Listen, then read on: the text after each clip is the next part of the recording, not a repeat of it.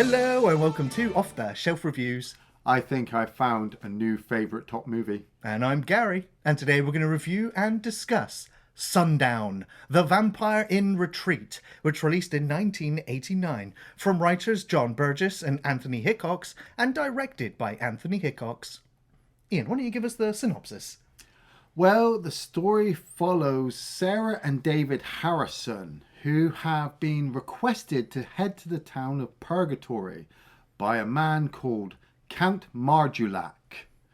The Count has a special plant being processed in his town to be able to give the residents of the town a synthesized type of food, because the whole entire town are vampires and Count Marjulac runs them all. But his lieutenant Jefferson and one other vampire called Shane have decided that they want to eat people again and decide to raise up an army to bring Marjulac down.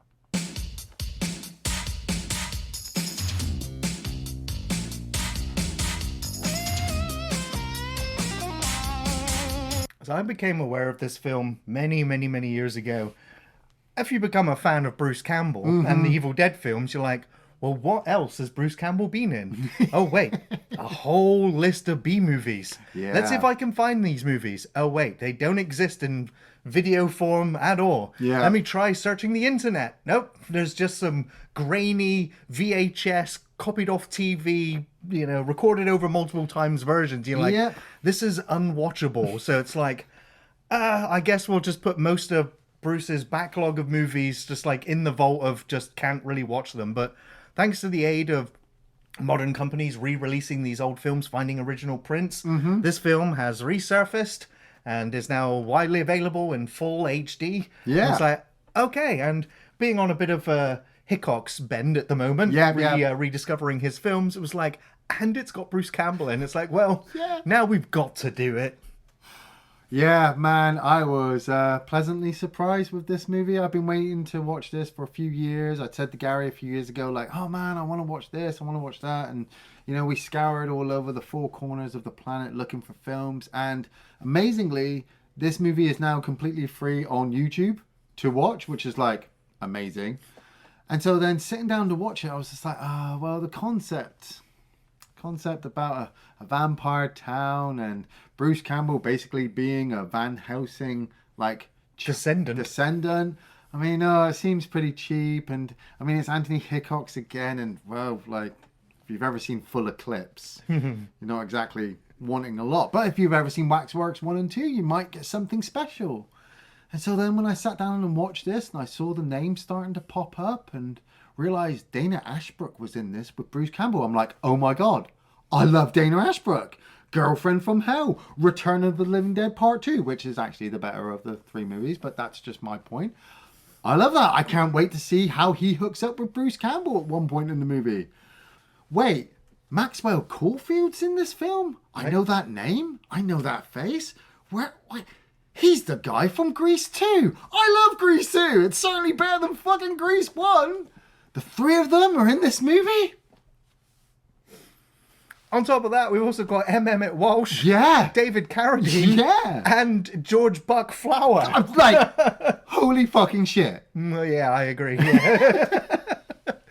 Mate, the way the film starts with this kind of written back history that, vampires for centuries have been going around killing people, being hunted, and that there was this, big named vampire from back in the day who got the last remaining vampires and said, hey, let's go out into the Old West and we're just going to hide out from humankind because you don't want to kill people, I don't want to kill people, we don't want the guilt, let's just get over it. And I was just like, that's kind of a cool twist, like... A bunch of vampires that just got tired of the hunt and the kill. Yeah. Like, well, if we can find a way to live without feeding on humans, let's do it. And, well, they did. That's according to the blurb, anyway. Armed with sunblock and special sunglasses, they're able to at least survive in the daylight for a while. They explained that it's uncomfortable, but they can survive. Yeah, and the fact that, like, the first thing you see are the three brothers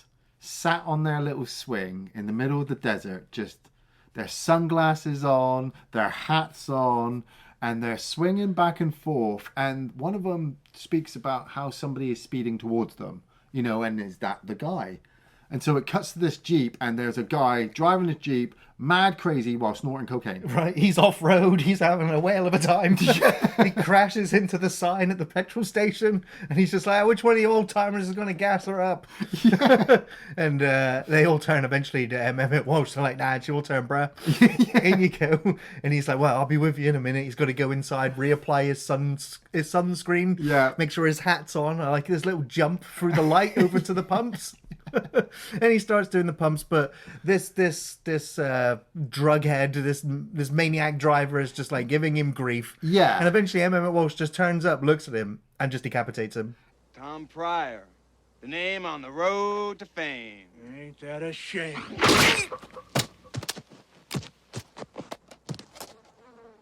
Looks like Mort struck oil. I mean, it's a fairly bloodless affair. I think there was a couple of squirts, or did my imagination add them? I think there's a couple of squirts. I mean, the two other brothers have been sat on their bench. Merle, Milt, and Mort, who's played by Emmett Walsh. The other two brothers are talking about how Mort has a bit of a temper and he might lose it, and that maybe it wasn't such a good idea to have him go and deal with this human. And it's like, it feels like they've done this before, and it gets tougher every time because they want to feed. But especially when the guy turns out to be an asshole and Emmett Walsh just punches his head off.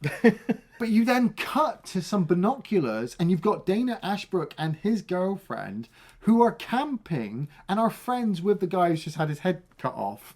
And the girlfriend's like, oh my God, they've killed him. We need to tell the police. And it's like, whoa, there's a whole mystery killer. Like, I don't know, man. I was at this point. I was like, her acting is just terrible. The effect of the decapitation, I was like, that's terrible. And then there's the sequence where he's somebody else comes by and he's holding the decapitated head behind him, and he's waving with one hand and waving the head behind him with the other. I was like, this is going full comedy, but I'm not laughing yet. But the tone is now being set. Yeah, but it's an Anthony Hickox movie, dude. I mean, what were you really expecting? I don't know yet. That is honestly a great question, because when you watch an Anthony Hickox film, you should not know what to expect. You should not know. I was really good. I didn't wiki this. Oh, well done. This is the road to purgatory. Would you be David Harrison? Yes. That way. Thank you. But yes, you have Sarah and David Harrison driving along. Morgan Brittany playing Sarah and Jim Metzler playing David, and their husband and wife. They have their daughters. I think it's Gwendolyn and Juliet. And we'd already had a quick sequence as well at the beginning where Juliet, the youngest, is getting scared by her older sister who's dressed up as a vampire. And the dad's like, well, why are you getting scared? Look at your bedroom. And it turns out that the mum has been buying loads of vampire stuff for her daughter, who's obviously too young for this kind of stuff, but it's okay.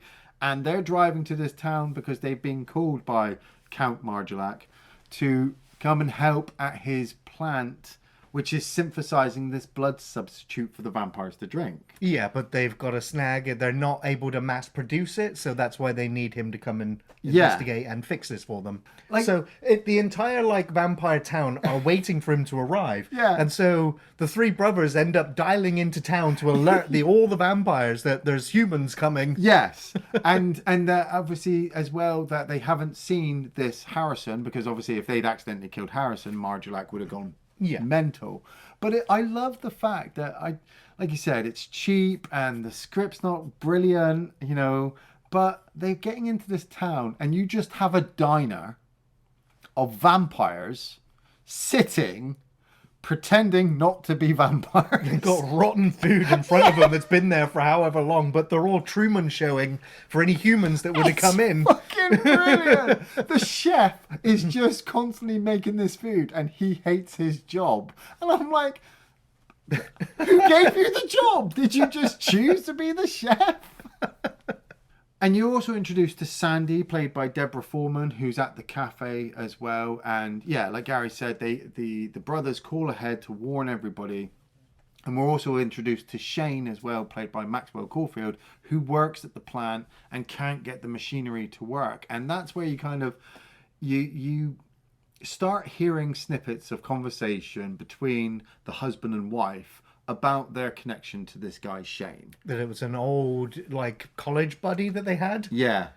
However, as the film would go on, you would find out that there's a little bit more history there, where his wife was a little bit unfaithful and may have slept with him. Yes, at some point after she'd married David. But at the same time, Shane had stolen David's kind of plans for this special machinery that will work at this plant, but he kind of cocked up. So that's why they brought David. But also Shane has an evil plan to try and kidnap back his wife and turn her into a vampire. And the children, I'm assuming, as well. Because he might assume that one of them belongs to him. Yeah.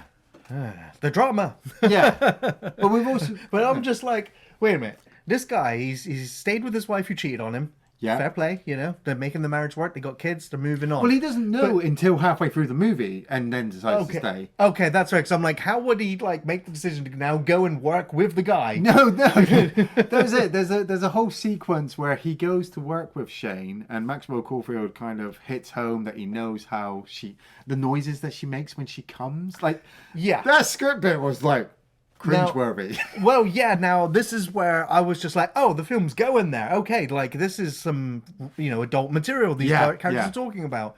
But the film is PG all the way through until that moment. And you're like, whoa, that just immediately elevated it to a certain point where they're talking about climax noises. Yeah. And then but then the film is just like PG comedy again. Yeah. And we follow like the family coming into the house and the daughter's wandering around and finding a secret like tunnel underneath the house. Yeah, that connects to the mansion across the road, which is housing Count Margulac. So that when the little girls go down the stairs, I mean, it was cheesy, it was 80s, and the way that the kid's like, ma, for way too long while she's looking at the coffin, and David Carradine is climbing out of the coffin, because he's Count Margulac. Ma, ma, ma, ma, ma, ma, ma, ma, ma, ma, ma, ma, ma, ma, monster! Vampire, if you couldn't tell. Yeah.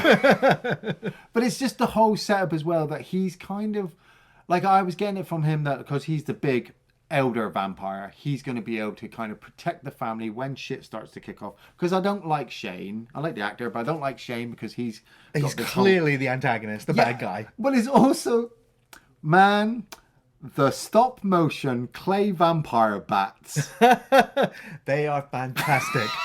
Now, they are not great, but I'm saying they're fantastic because this film tonally is, we're going to have some raunchy dialogue. Yep. And we're going to have PG kind of jokes. Yep. And then we're going to have almost a bloodless decapitation. So I'm like, this film is a Western with vampires and it's a comedy. So no matter what these vampire claymation, stop motion, whatever they're doing, it doesn't have to be great because it's a comedy. So if it looks funny, that's good. Yeah. But I also appreciate that the editing was so sparing in that they were very quick edits, so you didn't really get to linger on them for very long. You did. Because when she's in the bed and the vampire bat is flying into her room and perving on her, I'm like, okay, that's kind of cute and kind of fun.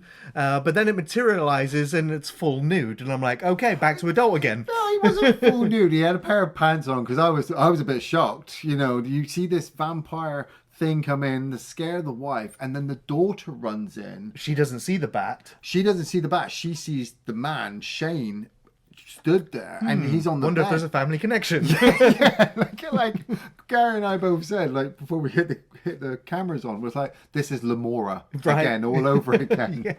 But the daughters come in, they scream and scare the vampire bat off, and there was the whole comedy as well that the wife had kind of wanted the husband to come upstairs to have sex and stuff. But he's doing some work, so he put headphones on. So while the vampire's attacking, he doesn't hear anything. When it leaves, he comes up like, hey, baby, how's it going? And doesn't believe a word they said.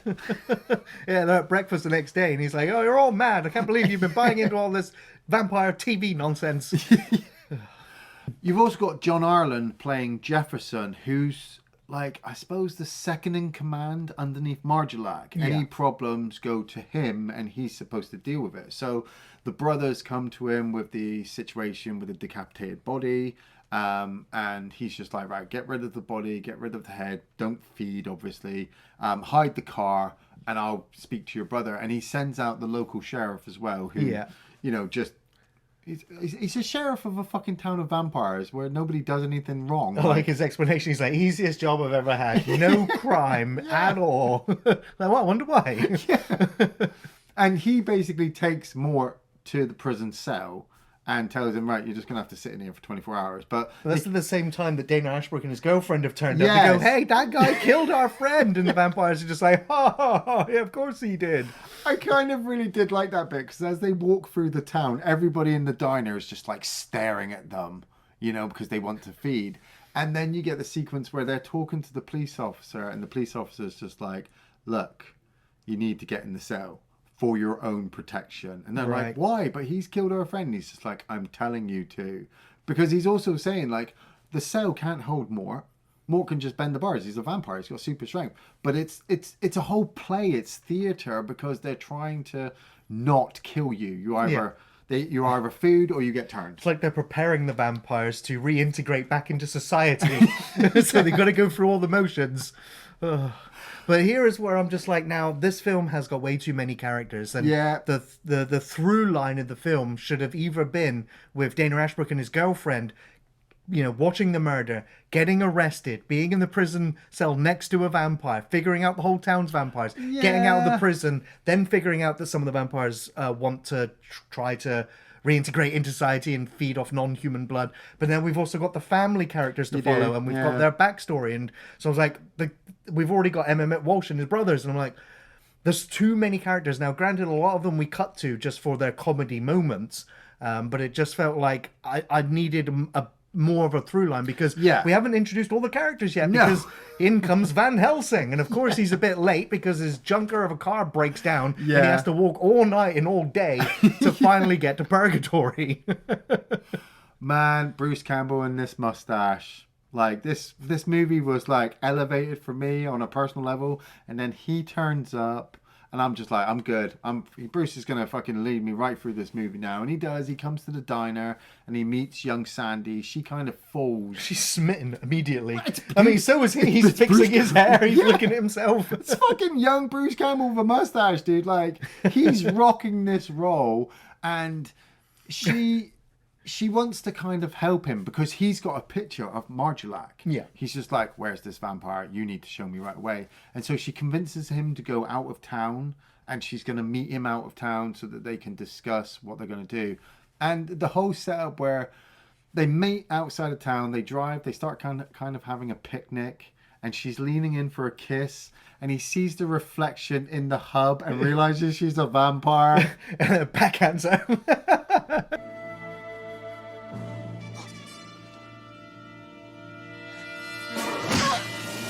Then goes to stake her, but he's spitting with her too, and she's just like, no, please don't kill me, I'll take you to him. I'll take you to Marjolac, and then you can do whatever you need to do. Yeah. But as they're going, they hear the police siren from the police car, and they observe the sheriff meet up with Shane and Jefferson in the middle of the day out in the desert doing something shady. I want to say shady, but it's bright sunshine, so evil. And it turns out that Shane has a gun, but not just any gun. This gun is loaded with wooden bullets. Like mini stakes. And he's like, they fracture and burst when they hit the target, so lots of splinters gonna hit the heart. Yeah. Only takes a little bit, I'm assuming. Yeah, I imagine so. Yeah. Because there's a sequence later where the Jefferson is out on the prowl, and he's come across a whole bunch of humans, and he ends up waiting for two of them to walk towards him, and he's just like, I'll promise you power and eternal life you wouldn't believe. And then the next thing you see is three vampires flying. The vampire. And they're talking about, the one's like, oh, so does garlic? He's like, oh yeah, garlic. What about sunlight? Yes, sunlight will turn you into boiling fat. You don't want to be in the sun, but we got sunscreen now. And they're just flying away. It's just like, it's so cute looking because it looks like they've got like human faces still. Yeah. And I think if you look closely, Jefferson still has a white beard. Yes, he does. Yeah, so I was like, you can tell him apart. Now, I just want to bring up as well Tony Gardner's effects team. I think they really did a great job here. And if you recognize the name, this is the guy that previous to this worked on the Blob remake. Oh, nice. He also worked on Return of the Living Dead and would go on to work on Seed of Chucky and then onwards animating and puppeting all of the Chucky dolls. Oh, nice. So, like, love this man and his work. See. And yeah, so it's like the talent was here, but the budget unfortunately was not. But it looks hokey and cheesy, but it's so quaint. I loved it. Yeah. I mean, you know, by this point of the movie, once we've managed to get through all the characters, like the family are almost fracturing because mum and dad are arguing because of the whole supposed vampire nature of their daughter and the fact that he's just found out that she's been cheating on him. But like he still wants to stay with them because he loves them, and he also still wants to help fix this factory because David is trying to be the good guy, human guy, you know. But you know, with the kind of imposing evil of Shane and Jefferson building this army, they get all their guns together, and their plan is to fight the vampires in the town. But little Lamora, or Juliet, I suppose, has been having premonitional dreams like that. And so a couple of the town's vampire get hold of her and decide that they're going to take her to Margulac to tell them the information. And once he knows the information, like he kind of knew that Jefferson might have been up to something. I mean, you're a vampire lord. Every vampire is probably out to kill you. But at the same time, I think he didn't think they would try something because he's supposed to be so powerful. While that's going on, Bruce Campbell and Sandy have made it to the roof of the house. Yeah. And like she's got him on top, and then she just kind of throws him down. Yeah, she just boots him down. Yeah. He just crashes through. I love when he gets, he's still got a bit of glass stuck in his jacket. And he drops down and he confronts Margulac with the hammer. And like, I've got you now. Yeah, I'm going to deal with you. But she then jumps down and captures Van Helsing, Bruce Van Helsing, I was calling him, and holds him because obviously she kind of loves Margulac. Yeah. He turned her like 6 months ago, supposedly. Maybe, yeah. I also, just as an aside, I really liked the costuming in the film. Yes. Because all of the vampires in the town are all from different eras. Yeah. And so I love that they've stayed dressed in whatever it was that they were turned in. Well, you couldn't go shopping. Well, no, I know. Well, they could have been over the years. They haven't been here, like, forever. Well, it feels like that. Probably. When you look at what Jefferson's wearing, I swear that's like 1800 garb. Right. Like he could have changed at any point, but he chose not to. Yeah. But like you said, it works for them because it also singles out all of the different vampires. Like Buck Flowers is kind of dressed as kind of a cowboy, an oldie kind of hobo cowboy, and you know he's going to betray them because it's fucking Buck Flowers. He's always evil. He's always looking out for himself. That's that guy. it. And he does actually betray the vampires and decide to go, and then he gets thrown through a window by the chef vampire. Not to spoil it, but he then also gets impaled by an umbrella. Yeah. That was a great bit.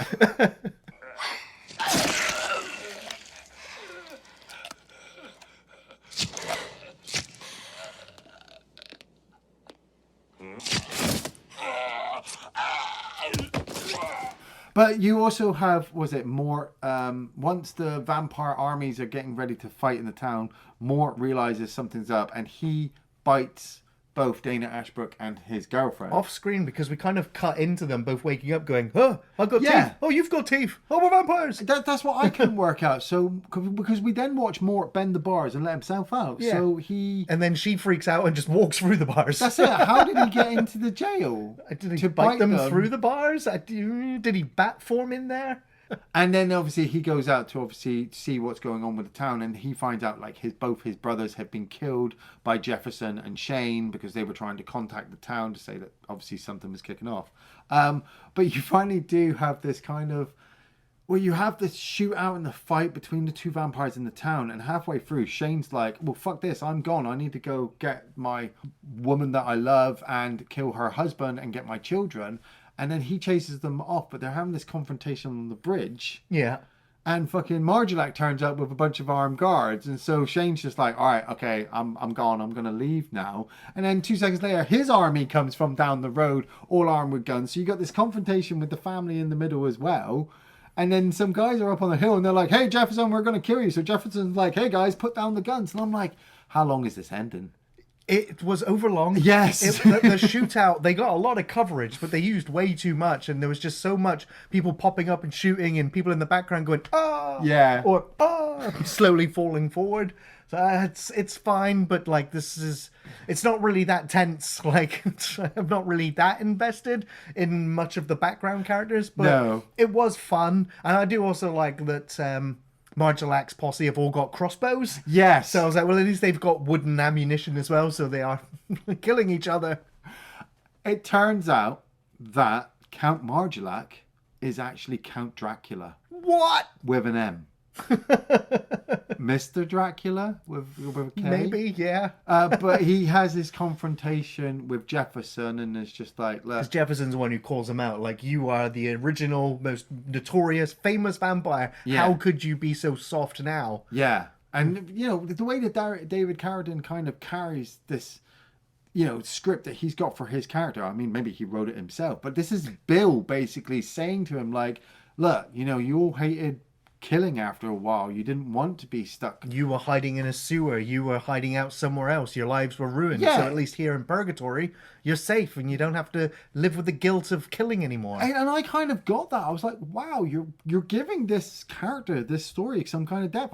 I get and enjoy now why these vampires are fighting each other, you know, because some don't want to kill humans and some do, but they forget why. But him and Jefferson have this kind of midnight, because it wasn't noon, you know, this midnight shootout with their guns. They draw to see who's the quickest, and he gets his shots off first and wounds Jefferson, but he runs out of bullets. And it's before this as well, Shane had gotten to the house to try to kill Sarah and attack the 2 children, and David had escaped into the house with Sandy and Bruce Campbell trying to obviously fight the other vampires, and Sandy's running around with a fucking M16 filled with fucking steak That wooden bit where bullets. she's just like shooting them all as they're coming through the doorway. Yeah. I was like, well, that's cool. Yeah, and then she's the one who kills Buck Flowers with the fucking With the umbrella. umbrella. Yeah. But David and Shane had a confrontation up the stairs, and because Van Helsing is now being turned into a vampire, he gave his holy water to David. So David and Shane have this confrontation. He shoots Shane, but Shane, like, doesn't get hit in the heart. He falls on the floor, and I was watching them, I was just like, I don't like the camera angle, and he's blatantly obviously going to get up. Yeah. But it still was kind of cool that they had this final confrontation. I was laughing because the moment he gets shot and his head goes back over the bed and the blood is going up his face, I was like, but the blood was up his face before his head even went back. Well, that's fine. Yeah, David pours because he's being strangled by Shane, who just doesn't fucking kill him because he's got super strength. Like, Of course. So he manages to get the holy water out of his hands and pour it over his back of his head. that's it. He pours it on the back of his neck, which starts to burn through his throat. Yeah. It's kind of gross. Yeah. But then he just ends up getting He gets shot and then killed. he just dies. Yeah. And so David realizes that he needs to help Marjolac and the rest of the vampires. So after Marjolac has wounded Jefferson and are about to have this confrontation again where everyone's going to get shot and killed, He goes and grabs a sledgehammer and just starts wrecking everything. Like- And he's like, I need all the wood. I need all the wood. And I was like, how much for? You only need one wooden stake, right? it was really bad editing because he could have moved his shots around to give him more time, but he managed to break down a bunch of wood, convert it into a giant cross, and get it onto the roof of the building in like 30 seconds. That's just how long the shootout was going on outside for. These vampires, I don't know, keep regenerating. But the giant cross on the roof kind of shines down on the vampires, and all of the bad vampires, including Jefferson, burn and melt into nothingness. Well, except for Jefferson, he just absolutely explodes. That's great. That was great. I was so glad we got at least one vampire exploded. But Dracula, Marjolac, sheds a tear because he realizes that he and the other vampires, I suppose for protecting the other humans and not killing humans Have been spared by our Lord. by our Lord and have been saved. they can continue to live peacefully in purgatory with their working factory of synthesized blood stuff. And they can do this now forever. Yeah. Okay. But then I guess so. Then for our final scene, we see the family getting back in the car, ready to go home because their work here is done. Yeah. They don't need him to maintain the plant, and Bruce Van Helsing is still there, just like, I'm still a vampire. It's all fine. and Marjolac's just like, yeah, we don't want you wasting your time here. It would all be in vain. And Bruce Campbell just goes off on one. I love Bruce, but the overacting here it doesn't fit this film because everyone else is kind of playing it straight. But it's so cheesy.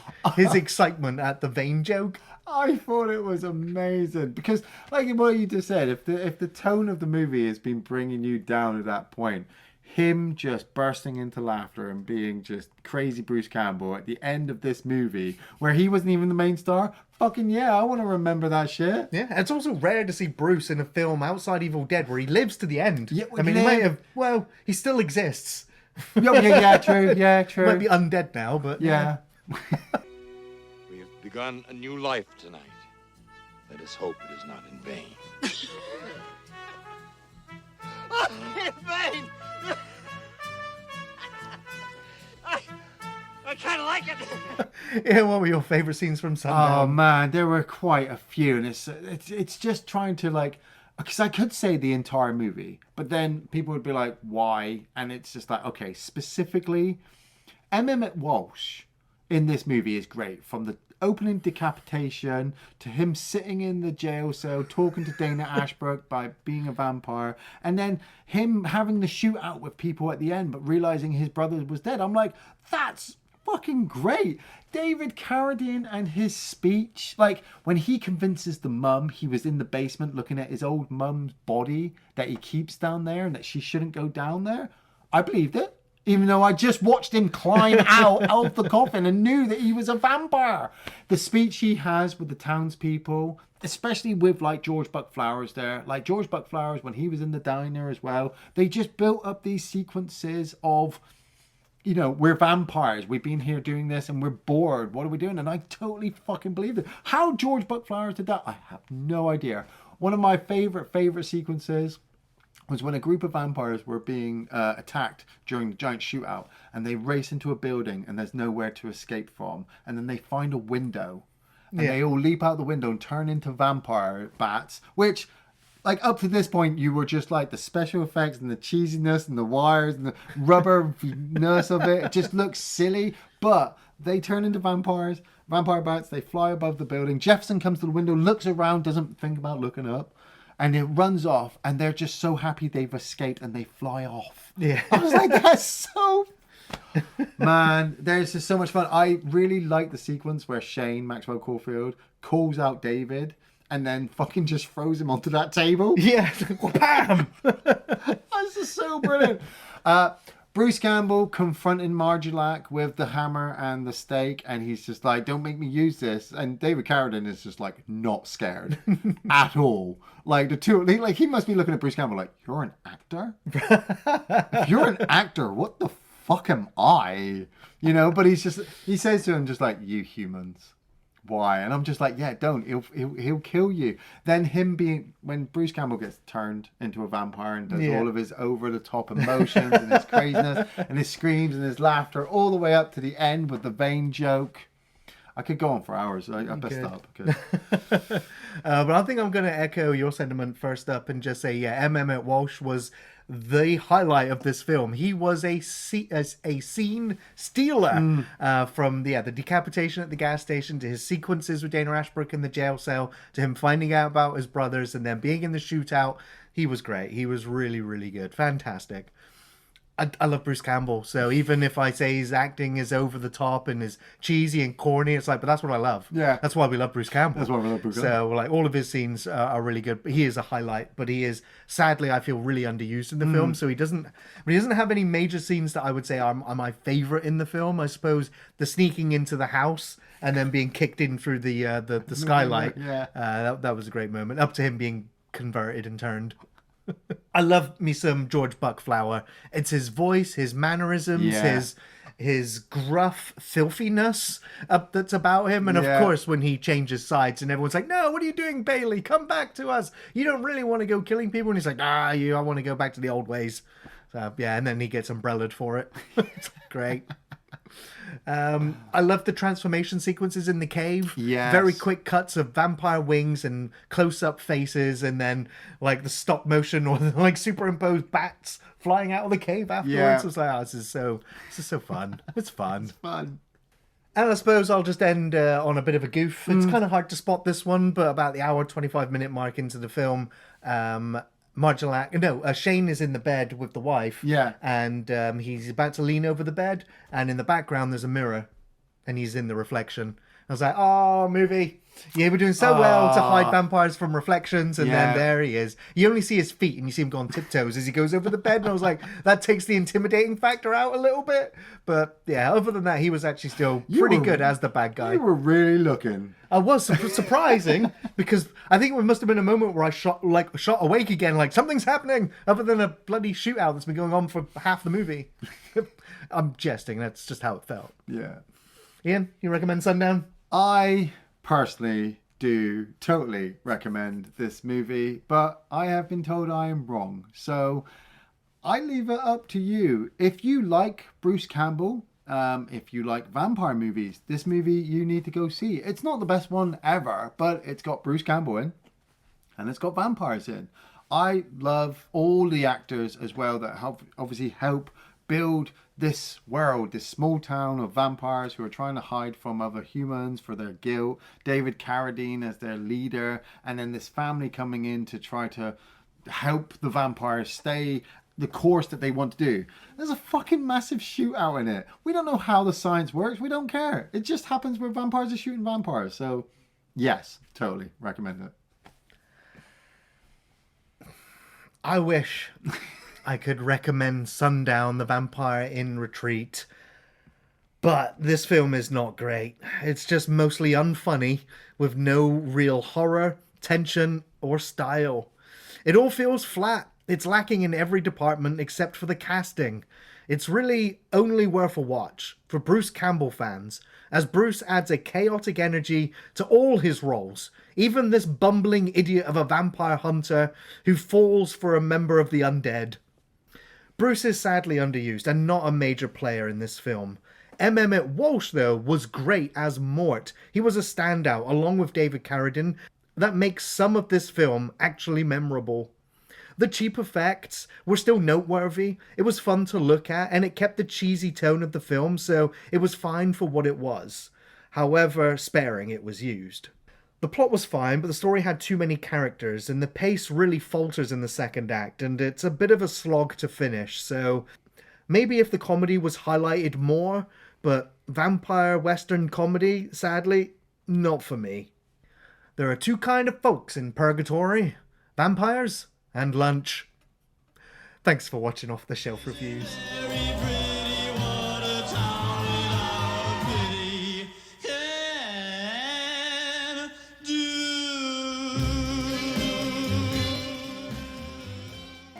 You'll have to kill me before I stop hunting you down like a filthy fang. Oh!